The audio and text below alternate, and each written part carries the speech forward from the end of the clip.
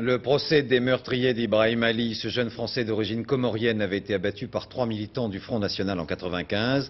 Le FN, lui, se défend et Bruno Maigret viendra d'ailleurs témoigner à la barre. Clément Virénal et Alain Thomas. Parmi les pièces à conviction exposées devant la cour d'assises, il y en a deux qui attirent d'emblée le regard. Tout d'abord, le pistolet qui a tué Ibrahim Ali, c'est l'arme du crime. Et puis en arrière-plan, des lambeaux d'affiches du Front National, ce sont les circonstances du crime.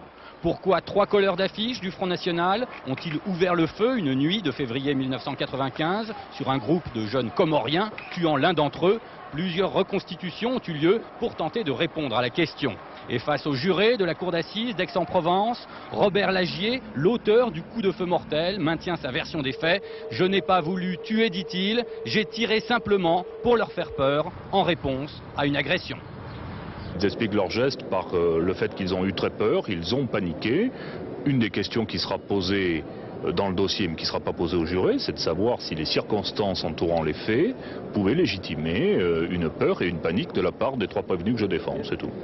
Trop facile, rétorquent les partis civils. La famille d'Ibrahim Ali et toutes les associations antiracistes qui entendent bien faire de ce procès celui du Front National. Il s'agit de gens qui ont été recrutés, armés par le Front National et qui à un moment donné, lorsqu'ils croisent un jeune Français d'origine comorienne, donc noir, ils prennent leurs armes, ils les visent et ils tirent. Donc si ça c'est pas un crime raciste, alors il arrive à un moment donné où les mots ne veulent plus rien dire.